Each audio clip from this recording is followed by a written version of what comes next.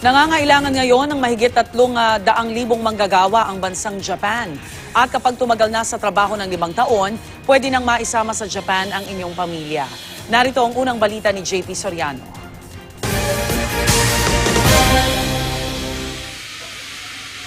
Mahigit 10 taon ng cook si Melchor, nakapagtrabaho na siya sa iba't ibang restaurant sa Maynila.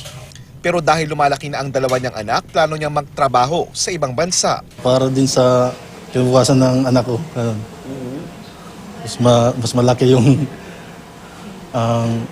kita doon.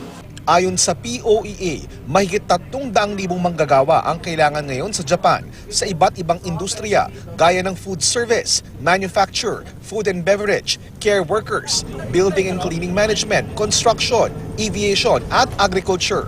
Bukod pa ito sa technical internship training program. Nangangailangan ng Japan ng 345,000 for foreign workers. But it doesn't mean na sa Pilipinas lang yun. Maraming mga sending countries. And of course, pagka Philippines, world class. At ang paunang sahod in pesos. I-estimate lang natin ng 50,000 above.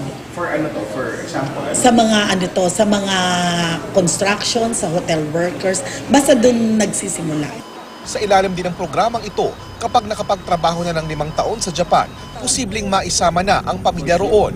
Dumami ang mga kailangang skilled workers sa Japan dahil tumatanda na ang kanilang populasyon. Doon din idaraos ang Olympics 2020. Ayon sa POEA, mas malaki ang tsansang makuha kung TESDA graduate at may sapat na work experience.